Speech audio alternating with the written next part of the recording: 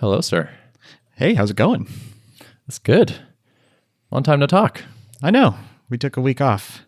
I was traveling with the family, some family visiting in town, and we went over to Chicago and explored around that city for a bit. So, yeah, it was nice to take a little time off. It's kind of hard to do at this stage of a startup, but I forced myself to do it, and I think it was good. Yeah. I have some previous things that I had booked before I realized I would be trying to make a company right now. And so it's like I'm taking off like the last Friday and the next 2 Fridays and then like a week. And like I just have these things that are like I booked a lot of stuff for the summer. And so like my friends were teasing me. They're like, you're just like your company is 3 weeks old and you're taking vacation. It's like, I know. Yeah. Who approved that PTO? Yeah, exactly. Somebody's in trouble. Oh, man. Also, like, I don't know, sustainable pace and all that. It's good to get away from the keyboard and be rested and make smart decisions and all that. My takeaway from this was like, I wasn't sure if I was going to try to actually get some work done, like actual concrete tasks done while they were in town.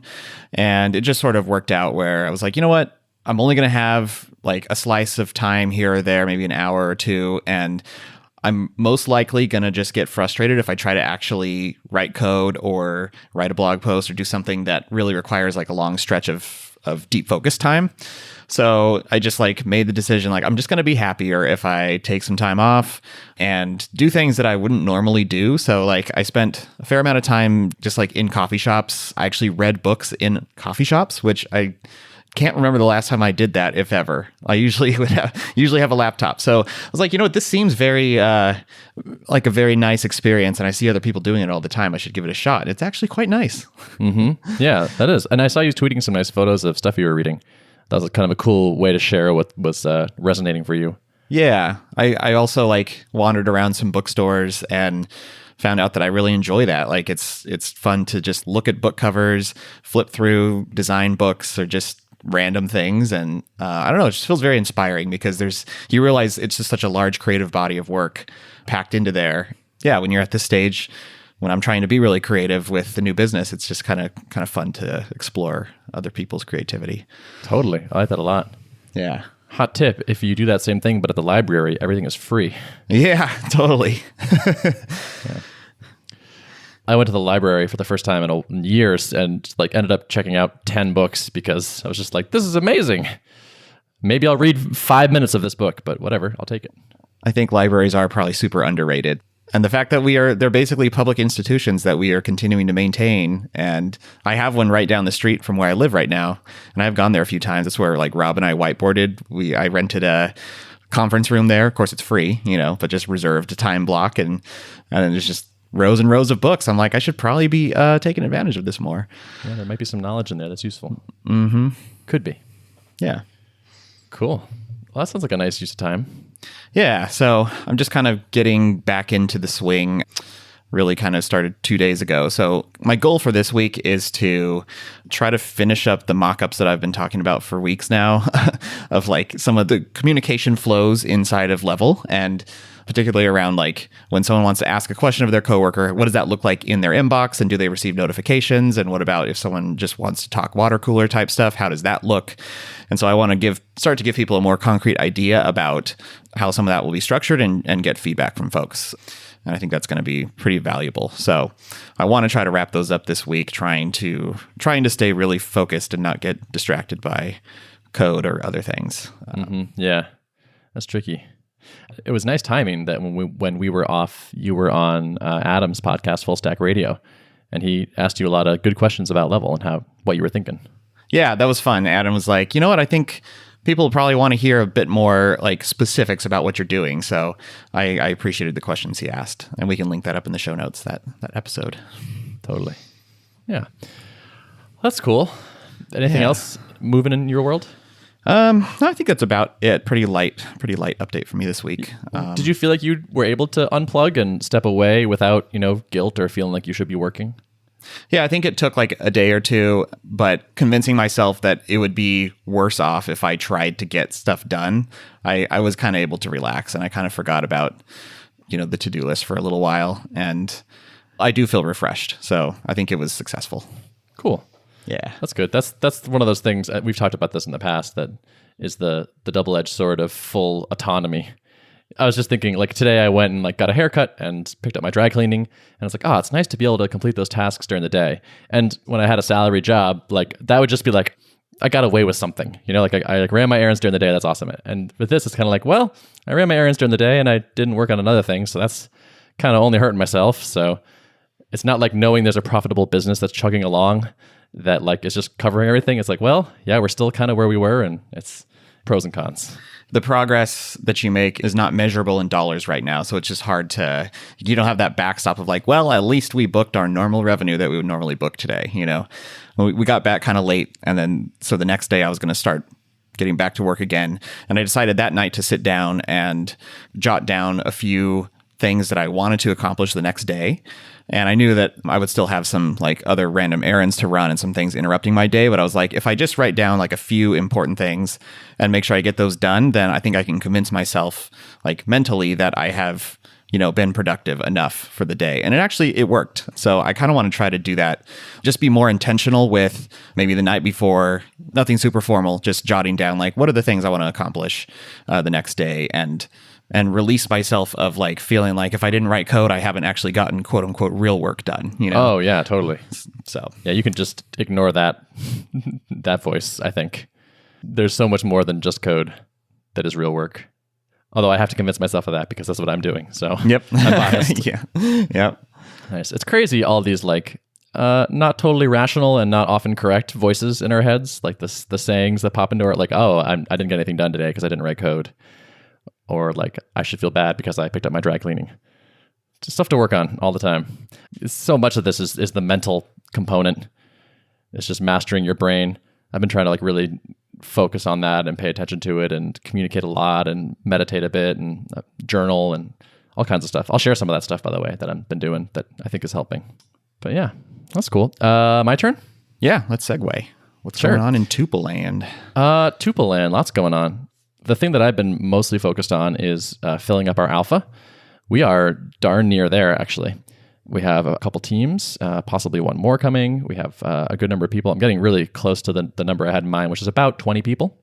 It's going to end up being roughly that. But we've booked some substantial prepay revenue at this point, which feels really good. So like the last time I talked to you, I had done like $700 worth of prepays, and then I had verbal for another $500. And as of today, we're sitting just under $4,000. Wow. Congrats. Thank you. That's awesome. And I have like verbal yeses on about another 1,000. So, and like people are DMing me on Twitter and saying, hey, like I heard on Art of Product that you want some teams. So can we get in? And like the conversion of that is going pretty well. It feels really good. What are the criteria for getting into the alpha? Is it that they make the prepayment, or how does that work? I mean, that's one of them, is the prepayment plus seeming like the kind of people and company that will give us good feedback and like empathetic feedback and be good sort of alpha partners, I guess. We don't want someone in there who's going to just be a jerk, or like I want high standards, but I also want someone that wants to use an alpha tool. They'll say, hey, can we get in the alpha? I'll say, yes, but it costs money. And they go, okay, cool. I'm going to wait till the product exists. We don't want to buy an alpha tool. Like, no problem. That's like totally fine. But I want the people that are like, yes, we want this to exist, and we want to be on the bleeding edge of it and like, report bugs and give feedback and help shape the development. So there's that piece. Also, we're Mac only right now and will be for the foreseeable future. So that's important. Those are kind of the big ones. Cool. Yeah. Do you have a timeline in mind for when alpha would be ready? I would never be so foolish as to commit to that right now. We have a soft date in our heads that we have been sharing amongst ourselves, but have not committed to any of our people yet. And that's actually one of the things I said is like, hey, like this is a prepayment, but you're not buying a license to this thing right now. This is a prepayment for a thing that does not exist. I can't give you a date yet for when I'm going to have something in your hands. You have to just be okay with that. We are working hard and trying to move fast, but I don't want to put a date on it yet because I think that would be folly. Mm-hmm. Smart. Keep that close to the vest for now. Yeah. Are there two other co-founders just writing code all day long? Is that basically what it's looking like? Pretty much, yeah. Yeah, they're mostly writing code. They're pairing a lot, actually, which makes sense for us in particular. Joel, who is our COO, is doing some other things too, where it's like our incorporation situation is a little tricky because we're doing an LLC, but we want to have vesting. And so like the Stripe Atlas default LLC docs don't have vesting. So we're trying to get hooked up with a lawyer to add the terms and blah, blah, blah. So that's proving to a little tricky and to take some time. So he's like leading that process. Those two are doing basically coding plus one other thing typically. Yeah, but I'm actually just kind of full-time sales and marketing right now, which is interesting. Yeah. Let's see. We didn't record last week, and it was last week or the week before when you shipped your landing page, right? Yeah. So how did that go? That launch? Oh, wow. Yeah, we haven't covered that. That's funny. Time flies. A lot has happened. I know. I didn't even think of that was the thing we hadn't talked about. Yeah, that went really well. Steve recorded an episode of Refactoring UI as he like cleaned up our crappy landing page that we hacked together, which was really awesome of him to do because it put us in front of his audience, which is wonderful. So we're at just under 1,200 subscribers now to the list, which is pretty cool. And also, man, it blows my mind. So we put a little button on the thank you page after you drop your email, and it's like, hey, by the way, if you could tweet, that would be really helpful. Like, we're a small team trying to make this thing, and that'd be cool. And a lot of people did it, probably hundreds. And so thank you to all of you. That was like, it's awesome. It's like, and also it's just encouraging to see. It's just, even just from a psychological point, which I said is so important. It's like just seeing people be like, I'm excited about this thing and I'm sharing this thing and trying to help you make this a success just feels so good. Like amidst the swirling uncertainty of like, is this a good thing? Is it going to be good? Can we do it? Should we make this thing? So that felt really good. Yeah. I had a similar experience with that, with the tweet button on mine. And it was awesome to see. Yeah. Yours blew up with the name thing, the name reservation. All the indicators seem to be pointing in the right direction. I'm not going to say that I have no anxiety or concerns or all that, but I feel like at this phase of the game, I'm feeling like this idea is validated, the direction is validated. There's money in the bank from people saying that they want to be part of it on the early phase. I'm getting interest from teams at a fairly decent clip, which to me, I think is probably our ideal customer is probably someone that has, 10-ish developers or 100, who knows, but multiple people to sign up simultaneously is great. So things are feeling good. I would actually say the most uncertainty is around the tech side. So I feel like a lot of the times, if I were building an alpha for sort of a crud app, I would be thinking like, let's build a crappy version as quickly as possible to get it into people's hands and see if we can validate if we're building the right thing and what needs to change. And we're actually moving away from that approach a little bit right now. I'm curious to hear your thoughts. So we started off building in Electron, because it was like, this is sort of a really fast way to get a desktop app going in technology that we know. And we've been pushing down that path, and we have sort of like a crappy alpha going. A lot of the functionality is there, but we keep talking about it. We think that eventually we're going to want to go like a fully native app. We're going to want that control. We're going to want that performance. Having Chromium and Electron in the mix as dependencies and an intermediate layer and React in there, just all that stuff. Like, yes, Chromium is actually calling C++. And so like it's calling native code and all this, but it feels like if we're going to sweat that performance detail to the extreme, which we are and we have to, at some point I just see us being like, yeah, we're a little bit hamstrung by this decision, so we have to go fully native now. And so to me, now is the easiest time to do that. The more we add and the more we refine to the existing product, the more that we will have to do later. If we get to the point where we release that crappy-ish alpha to the alpha people and then decide now it's time to go fully native, they will get no updates while we go. So it's like the time pressure, I think right now is the lowest that it will be, where no one has anything. We have no promised dates to anyone. And yes, it will take us more time, I believe, to build a native solution than to work in Electron. It's like the hill is steeper, but like we have a bit of runway, we have some time. The mountaintop is better. The view from the top of that one is better than the other one. Yeah, I agree with you on that. Because what are the main benefits of the quickly put together MVP product? The main thing is to get it in users' hands so that they can validate whether you're on the right track, and then you can adjust and pivot as needed. The path is so clear. Like the core feature set is actually relatively small, and what you need to do now is execute really well on it and be a suitable alternative to, Zoom or Skype plus teletype or whatever people are doing, So I think there is a certain bar that you want to try to hit, especially because you guys can afford to maybe take an extra few months and quote unquote do it the right way. You'll never have a bigger splash than the splash you make when you initially launch this thing. And if it's unreliable or shoddy, I think, chances are you're going to have a really large set of people kind of watching this and trying it out right when it's ready to go. I think it would be a shame if people were like, it's crappy, write it off. And then. Right. And I've seen that happen to other people in this space where it's like, I tried X and it was just kind of laggy. So I stopped. And it's like, okay, yeah, you got that. That person got that one shot. I want to avoid a lot of that. I don't see us actually doing a big bang launch probably for a long time. I could see us doing this like sort of small batch invite, on board with the founders kind of thing for a while, partly because like the product keeps getting better. And so it's like we want to sort of trickle people into it and, make sure it's really rock solid. I want our first crack at this to be an honest, real representation of the kind of things we're going to care about. And to me, building on top of a technology, which, by the way, also has like a notorious reputation of being a resource hog and a slow and like having performance problems, it's just like, even if that's gotten better since then, like perceptually, that could be a problem. Yeah. So. That's something is in the back of my mind too, and I'm not sure what I'm going to do. Level is potentially less resource intensive than Tuple because it's not, having to hook into video drivers and all that kind of stuff. But still, like, it's in the back of my mind that Slack is the famous Electron app that everyone despises because it's resource intensive. And I've heard this over and over again. Developers are like, please do not build your desktop client in Electron. That's partially unfair. Like, I think there's sort of misusing the technology a bit, and there's probably a way to do it, but to do it in a way that's not so bad. But it's still like, I don't know. If you invest that much into that ecosystem and then to have to roll back, it just sounds really painful, especially for a bootstrapper, Yep. You have a similar decision to make, it sounds like. Yeah.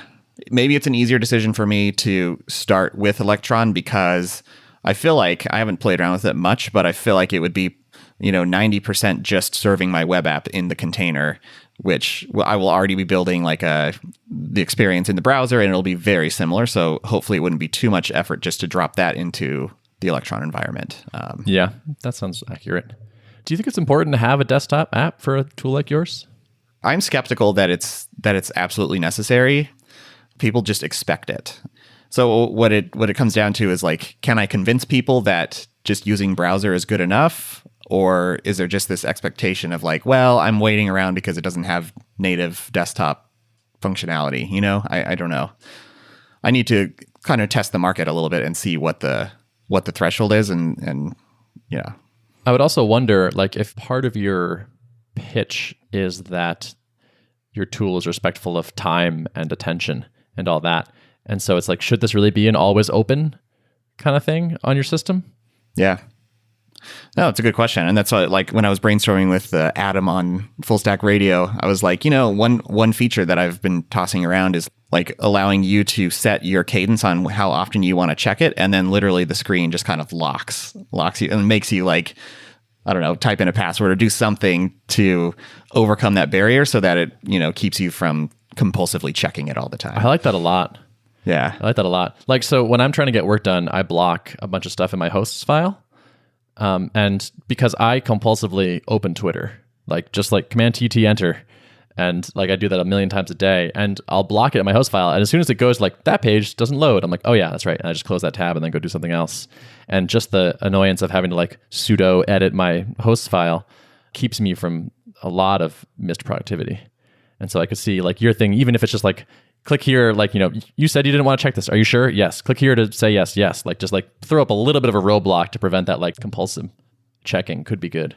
Totally. Yep. I like that idea a lot. Yeah. So I don't know. I think it remains to be seen on the Electron desktop app whether that's necessary or not. Hopefully I can convince people that it's not and that I don't have to go there. I will have to do mobile. So I'll have to do something, figure out whether I try to use an HTML to mobile type of environment, like what's it called? Phone Gap Titanium. Mm-hmm. Yeah. Interesting. Yeah. Okay. But yeah, that's down the line. Yeah. Well, that'll be interesting. Yeah. So I made myself a KPI dashboard. Yeah. Tell me about this thing. What gets measured gets managed, they say. And so I was like, maybe I should have a dashboard just to figure out what the exercise of deciding what should be on there seems useful. And then B, just having some things to keep myself honest sound useful too. I put a number of things on there. One of these I'm thinking about killing. It's the first one actually, which is my current Twitter follower count. which is like, it's to me, it's debatable. It's like, it's sort of a platform for me, and like it's kind of a top of funnel situation for some people to enter my world of tuple and such.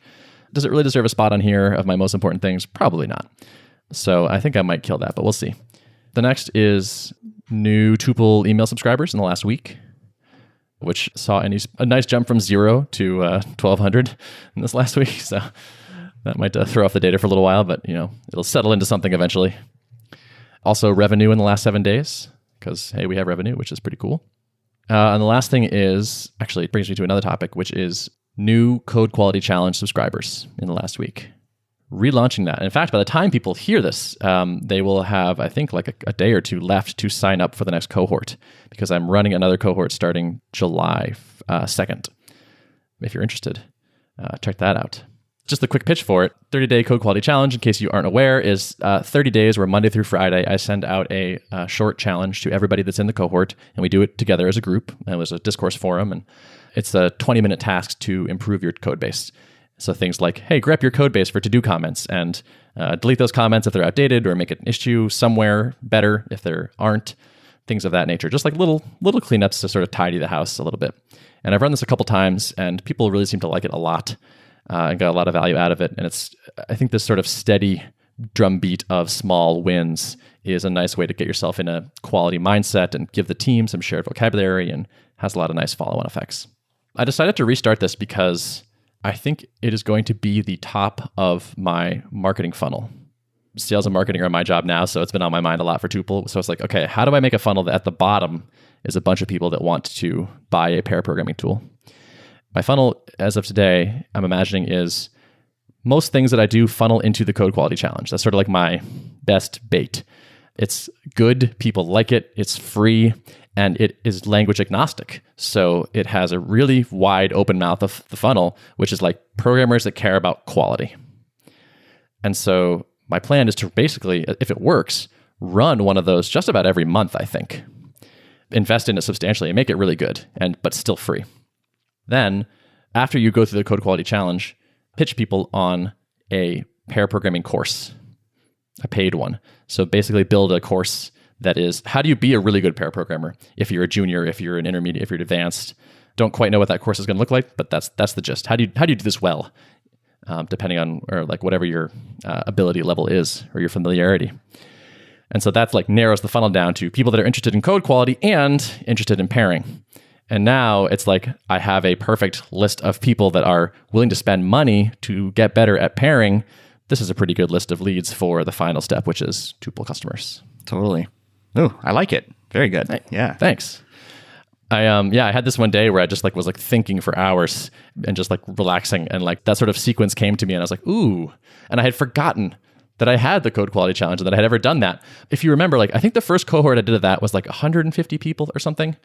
And then I asked everyone to tweet about it and to tell their friends about it and whatnot. And the next cohort was 1,000 people. It felt like it was really growing and gaining momentum, and it had struck a nerve and people were into it. And so I had just abandoned that when I went off to do other things.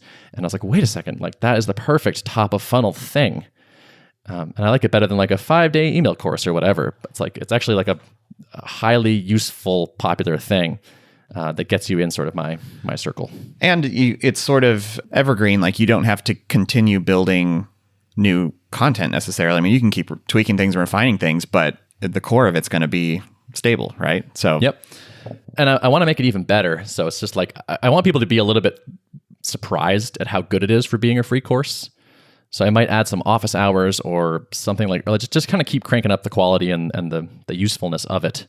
I think another thing I'm going to add to my KPI dashboard is some sort of completion percentage. How many people are still commenting the forum or still completing the exercises or whatnot, and just try to make it a really effective course. Yeah. Yeah, it'll be important to measure that funnel and make sure, because I'm sure you're going to get a lot in because it's very aspirational. So then it's how many people are, it's valuable for the exposure. Now they know who you are if they're at least trying it out and they can at least get kind of interested in Tuple, but measuring is this actually being effective or are people kind of dropping off? It's going to be, I think, really good to do. Yep. And the nice thing about this approach is that there's a paid product at the middle of the funnel. And so it's maybe someone never becomes a customer, but maybe they buy never become a Tuple customer, but they buy the course. I'm like running some numbers where it's like, I went from 150 to 1,000 people. Maybe I can't do that again, but I don't think it's crazy that I could be running 3,000 or 4,000 people a month through it, possibly as it grows and gets better, and there's like referrals every time. And so if over the next 12 months, 18 months, I can put 50,000 people through that course, a 2% conversion rate to paid is 1,000 customers. So a product that costs $200 is like suddenly real revenue. For bootstrap people that have none, or none-ish. Right. Yeah, that could be a nice funding source for tuple development. So it's like maybe that like extends our runway by a lot, and that just makes us so much harder to kill. Basically, like it just makes us a cockroach. Right. We can kind of like keep working on this thing and keep making it better. I like that. So yeah, I kind of see it as like buying time to make the product really, really good, and basically training our next generation of customers. Like there's probably 1,000 people that want a pair program but are intimidated by it or had a bad experience and thought it was their fault or whatever. And like we can kind of create this next cohort to make them potential customers for the product. Yeah, I like it. And I liked what you said earlier about like making it surprisingly good for being a free thing. Because I mean that's classic, like doing things that don't scale, which is what you should absolutely be doing at this stage. Especially since you have a team to work with and you don't have to worry about slinging the code all day long. You can, you have a little bit of bandwidth to do those things. Yeah, I think that's a great idea. Thanks. Yeah, right. Because like I feel like someone will be like, this is free, and there's like a live, like it runs in real time, and there's like a real human answering questions in the forum or like holding office hours. Like that feels like it shouldn't be free. It's like, yeah, well, we can do that because we have the bandwidth. So let's abuse that privilege. So yeah, I was very psyched when that kind of came to me. We'll see how it works in practice, and I'll still have to go. There's still a bunch of work ahead, but I like the strategy feels good to me. Mm-hmm. Has there been a lot of interest? Have you been promoting the reboot? Not yet. So my plan is, I got the landing page already, and you can go, by the time you hear this, anyone that hears this can absolutely go sign up. So it's all like set up again and like says like when the next cohort is, and I have the welcome emails ready and all that. But my plan is basically to promote it heavily next week. I didn't want to promote it early and then say, oh, and also when it starts in like 15 days or whatever, I want to catch people when they're still kind of excited about it. My plan is basically to next week for you and me, in the next few days, reach out to everyone that's been through it, plus my personal list, plus whatever, and say, hey, it's running again. Will you help me promote it? Could you tweet about this today or something? There's already a few hundred people that expressed interest in the past couple months that never went through it yet. So try to just start have a 1 week sprint of a launch basically for that. Nice. Yeah. Cool. I can't wait to hear the results of that. Yeah, we'll see. I'm excited to see how it works. What are you using for your KPI dashboard? What tooling? Oh man, it's a Haskell program that calls out to a Lambda, and it's no, I'm just kidding. It's Kafka actually. I spin up a series of Beowulf clusters on Kubernetes. Yeah, it's got Kubernetes in there too. Yeah. That makes it faster. Mm-hmm. And React on the front end, and Ember on the back end. It is a 5-column Google Sheet. Nice. Fully manual. Fully manual. All right. I was like, did you spend a bunch of time like getting APIs and webhooks wired up to this thing, or? I wanted to. Yeah, of course. But I gotta not. So maybe someday. Speaking of which, random business idea I had as I was building myself this. Mm-hmm. CEOdashboards.com. Ooh. Like, I bet there are some CEOs out there that don't have a KPI dashboard, and they don't want to ask their dev team to go make it. And so if you did like a productized consulty kind of thing where it's like, hey, like we'll come in and we'll build you version 1 for 50 grand, and then we'll keep it up to date for 3 grand a month or whatever as things change and blah, blah, blah. Yeah. Could be interesting. Yeah, because there are a number of tools out there that try to basically do dashboards as a service where like they integrate with different things and you can just hook them up and drop them on the grid. But so much of this stuff is like not easily wire-upable, Yep, exactly. Everyone wants to sell you like we don't have to do any work version of that. But this would just embrace like, it's going to take work. We're going to have to do things, but like you don't want to pull a developer or two off some other project. So like we'll just come in and you can still become experts in integrating with the 100 different things that most people use. Right. And whatnot. Yeah, you could start out as a service and then gradually like automate things so that you're doing less and less manual work. And then... Yeah. Okay. So that's free a freebie. Business idea. There you go. Freebie. But you'll have to compete with, a 5-column Google sheet. So we'll see. Yeah. But yeah, I'm looking forward to like refining that and adding stuff to it and removing stuff from it and figuring out what makes sense. But so far I've done it twice, but like a little Monday morning, like, all right, kick off the week. Let's check the numbers and fill in my spreadsheet and see which ways things are going. I think I actually want to steal that idea because I kind of now like find myself, in addition to checking Twitter, when my brain is wanting to like get a quick hit, I like check other numbers like, oh, what's the handle reservation count at, and what's the subscriber count at, and how many people have visited the site today? Did I get a bump from anywhere else? Like, so if this was in one place, and even if it's manual, but if I just like implement a policy for myself that I'm only allowed to update it once a day or something like that, like I don't know, just playing tricks with my head again, but totally, yeah. But at least if there was a place that I could put it, then I could, I can easily visualize the rate of change over time of things and just hopefully like think less about it. Yeah, it hasn't worked for me, but maybe for you. Yeah. I'm still addicted to the dopamine, so yeah, we'll see. I know. Oh, and one last thing I said I promised to talk about, which is like brain stuff. Yeah. So I've been trying this thing that I like so far. It's called the 5-minute journal. Okay. And it is a thing you write in the morning and the night. Mm-hmm. And in the morning, it has 3 spots for I am grateful for, 1, 2, 3. What would make today great, 1, 2, 3. And then daily affirmations, I am ... And then at night, you do 3 amazing things that happened today, 1, 2, 3. And how could I have made today even better? Cool. And I've only got a few days under my belt, but I'm enjoying the process. It's kind of a nice thing when I like in the morning, I'll like grab my coffee and just like, rather than like open up Twitter, I'm like, let me just take 2 minutes and do this. And, have some gratitude and have some intentions for the day. It just feels like a nice way to get my brain in the right state to get going. Do you feel like this would be a habit formed, like doing it intentionally over time, then like it just becomes a regular thing you do? Or do you think it would be like a limited period of time type of thing? Well, I mean, knowing how hard it is to pick up a habit, I'm almost sure it will be a limited period of time. Yeah. I have in the past used things like this and like journaling and meditation sort of for acute conditions where it's like, I'm really stressed this week. And so let me meditate every morning this week because it's going to help. And it does. And journaling helps too. And exercise helps too. And so I have had success doing those in bursts. I'm just not that good at sticking with habits. I think it's a universal challenge for everyone. So like doing a thing in the morning and the night every day, probably not going to last that long, but it'll be nice to sort of have experienced that and know like, hey, I'm feeling really frazzled in the morning, or like I feel like I'm overly negative and I'm not focused on the good things that are happening. Let me try to like bust that out and do a few days of journaling and kind of get my head back where it should be. So you're validating it as something that can be in your tool belt of treatments for getting your mental state back on track. Yeah. Mm-hmm. I like it. It's nice. I actually made myself a little document of things to do when I'm feeling anxious. Mm-hmm. And it's just like, I actually brainstormed it with my mom, who's a therapist. So it's kind of cheating. And she knows me really well. So it's double cheating.